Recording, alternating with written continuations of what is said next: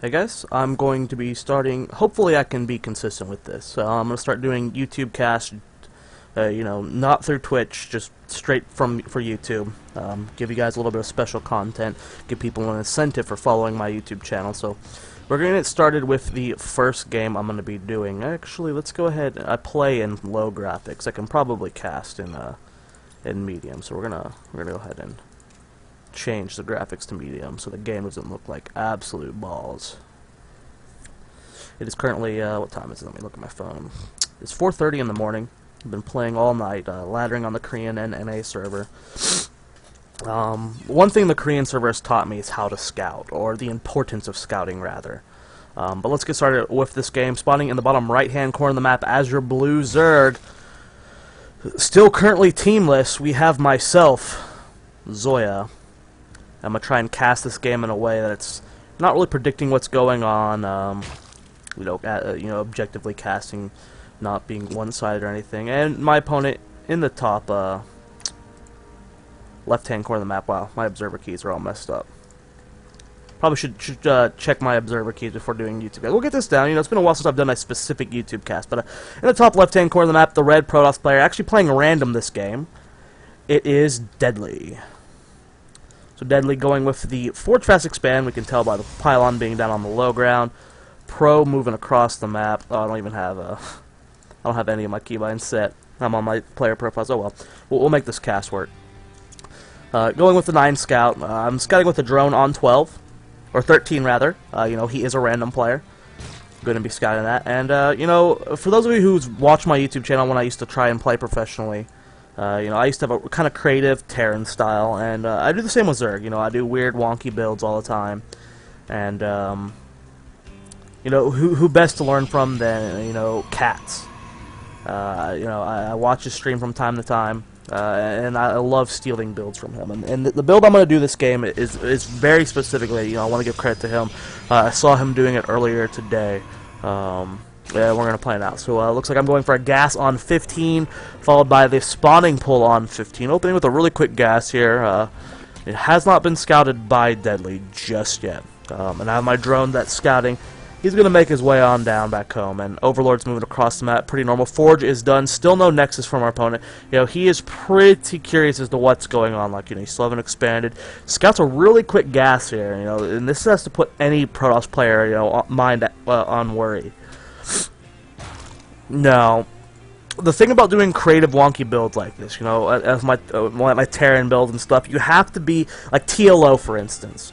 The more chaotic a game is, this is quoted from him, the more chaotic a game is, the more in the zone, the better off he's going to be. Because, players like TLO, players like Catz, players like myself when I used to play Terran, we do these crazy builds where, base trades can happen all the time, weird shit happens all the time, and you've done it. You're guaranteed to do it more than your opponents. You're going to be able to handle these situations. Now we're seeing a very quick layer here from myself. I did get my gas a little bit late. This layer should have been started as soon as the spawning pool is finished. Skipping that queen.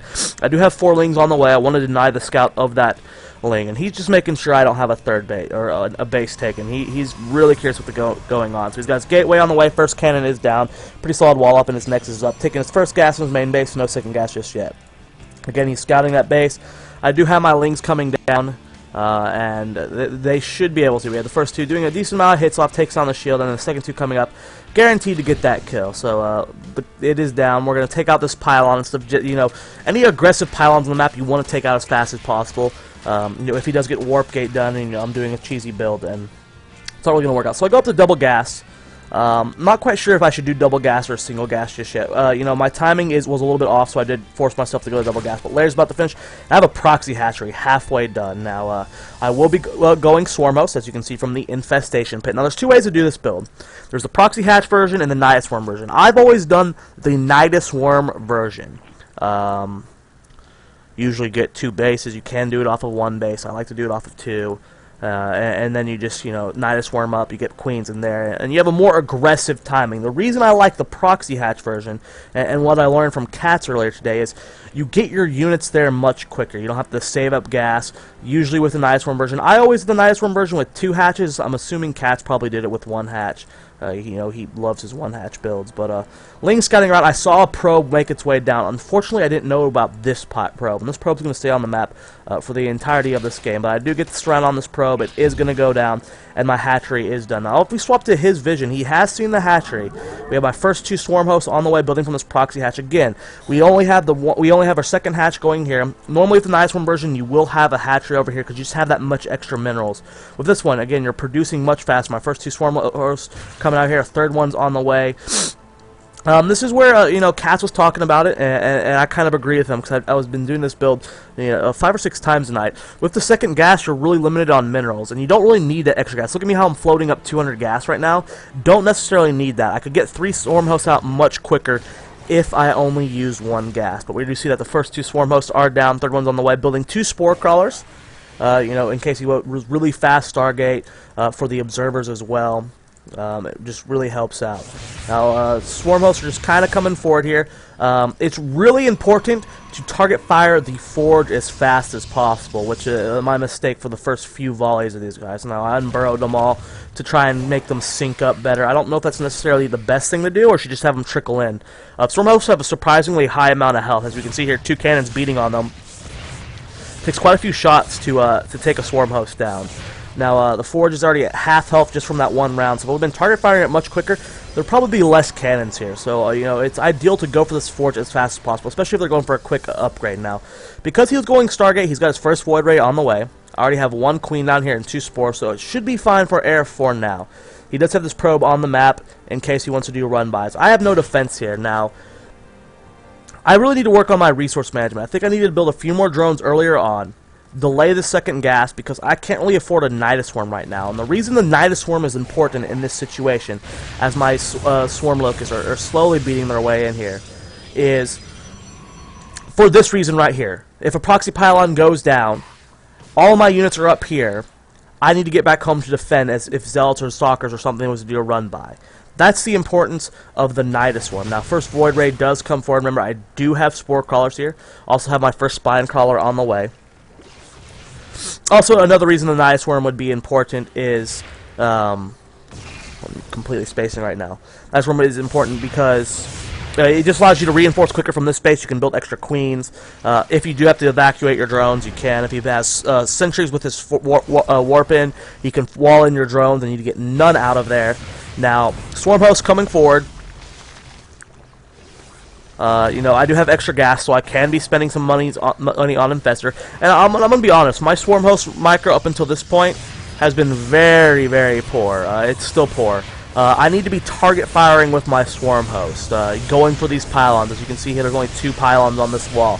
Going for gateways. I'm just kind of letting them do their own auto-fire thing, which isn't very good. Now, gateways are warping in. There are 3 of them, 2 more in the main base, of 5 total. Take a look at his units, the units count of the game. 47 probes with 22 drones. 1 Void Ray, 5 Stalkers, and he's warping in all 5 Stalkers back home. On the other side of the map. So he's going to be completely aggressive with these. I still have more Swarm Hosts on the way, building my first Infestors as well. Do research Burrow. Nice evasive attack. And here we go. I'm finally focus firing with my Swarm Host. So I'm going to start going for these pylons. I realize there's only 2 here at this point. If I get the 2 pylons, I unpower everything, including the gates.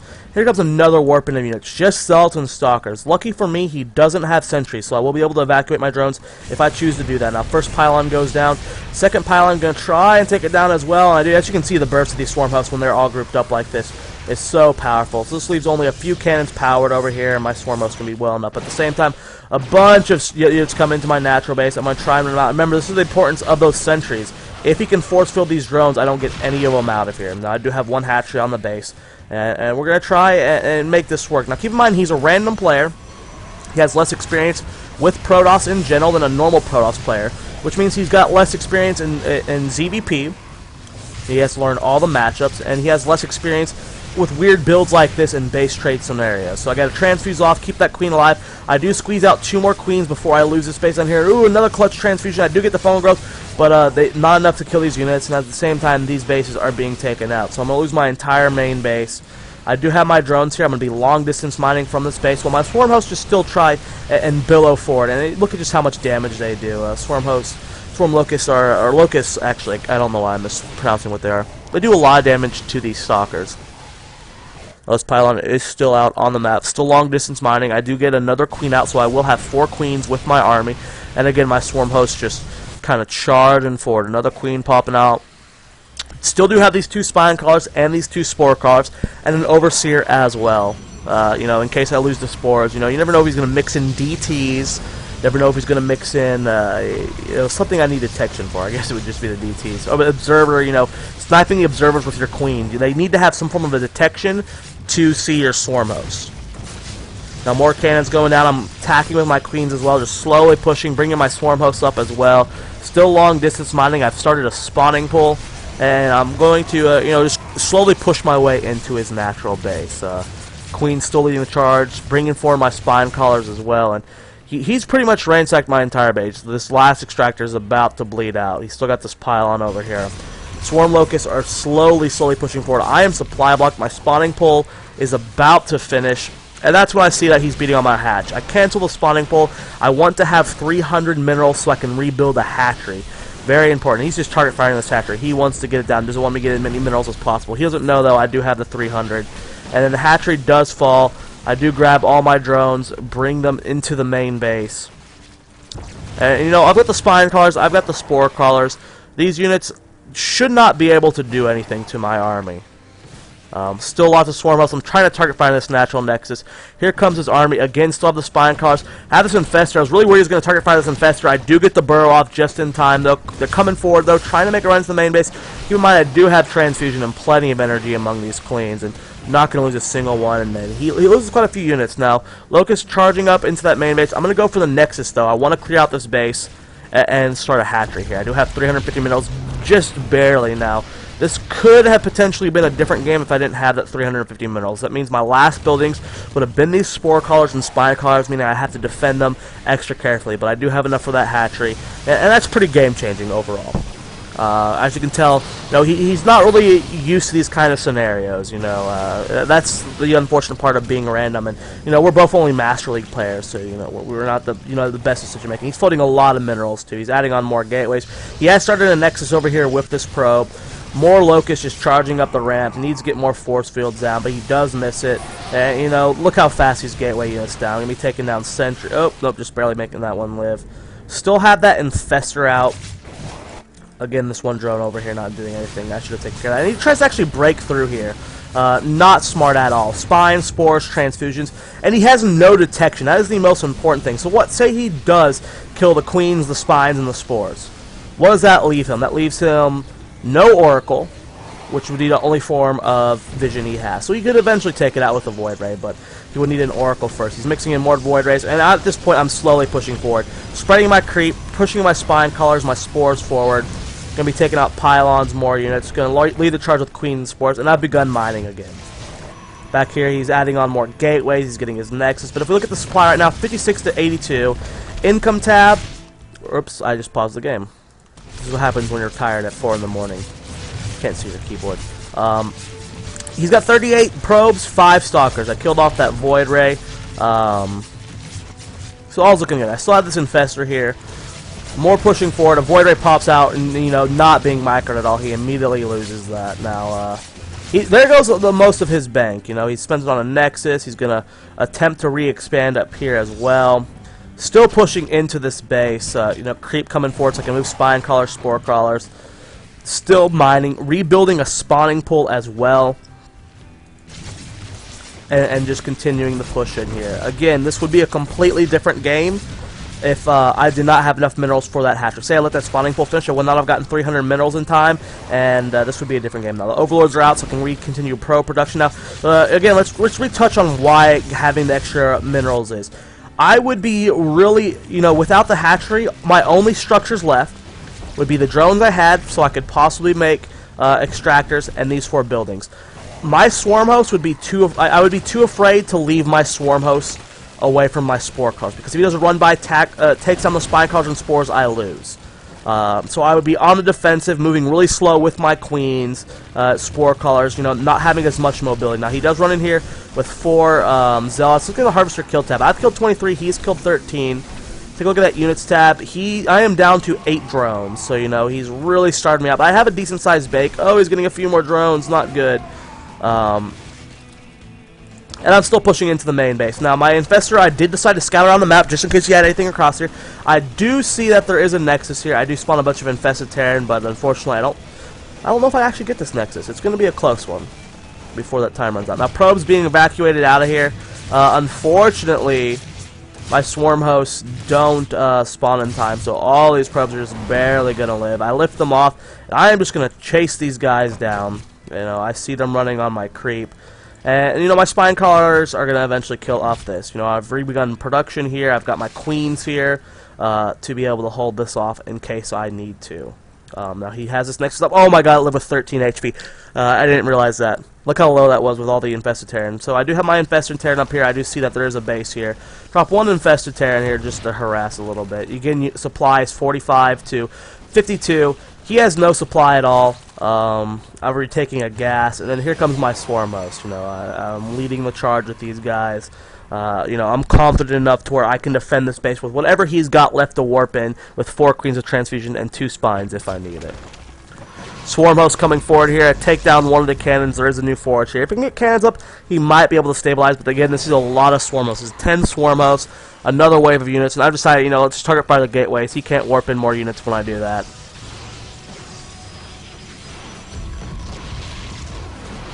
And then he drops the GG. So, you know, I love these kind of builds. So, big shout out again to Catz from Root Gaming. Again, I don't know how long he's been doing the hatchery, proxy hatchery version of this, but you know, I've been doing the Nida Swarm off a 2-base version. You know, you get the standard hatch timing, you get the fast gas, you get lair instead of speed, and then eventually, you're producing out 2 hatcheries, double queen production Nida Swarm. Again, let's talk about the beauty of this build. You know, it's much quicker than the Nida Swarm version. You get the proxy hatch down. With the Nida Swarm version, you have an extra base here. You know, that delays the production a little bit. You have a slower gas, and then you know, so you don't have to wait for the Nida Swarm, which is extra gas invested. I definitely think I need to get my gas timing a little bit quicker. I was paying attention. I was watching a probe, or I forget whatever I was doing at the start of the game. Sorry, my nose is a little stuffy right now. But my gas was a little bit delayed. Usually the lair starts when the spawning pool finishes, and I don't think I need a second gas. You know, as we saw for the priority of the majority of that game, I had too much gas and not enough minerals, so my swarm host production was a little bit delayed.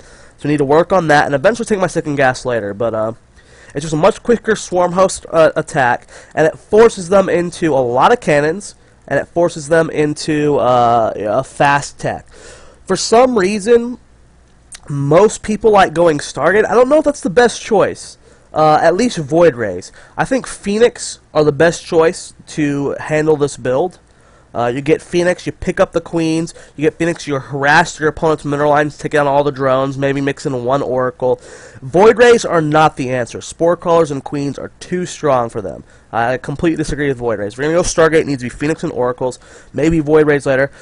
Possibly, like, the difference between this build, again, is it's much quicker. So possibly a Robo Bay Rush, but again, it just hits so much faster. And again, in this situation, he did the run by. I need to get better with scouting with lings around the map. I had 4 lings sitting here like the entirety of the game. I could have been scouting around, making sure there was no pylon probes anywhere, and I wouldn't have to worry about that. But it all comes down to your crisis management. Mine was pretty decent that game. I canceled that spawning pool at the last second. That would have changed everything.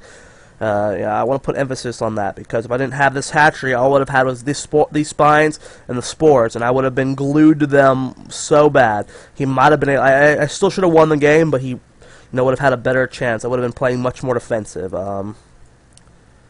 But yeah, interesting game, lots of fun. Again, a big shout out to Catz. I don't think there's anything I really need to go over. My timing needs to be a little bit better. I want to be able to produce 3 swarm hosts as soon as this hatchery's finished with a queen, and 2 gas is just too much guys on gas and not enough on minerals. Eventually, you take that second gas so you can start mixing in infestors and stuff. But really fun build, and again, a shout out to Catz. I love these kind of builds. They're my favorite to play. But yeah, thanks for watching, guys. Again, this is just going to be a YouTube cast. So yeah, everyone, have a good night. Thanks for watching.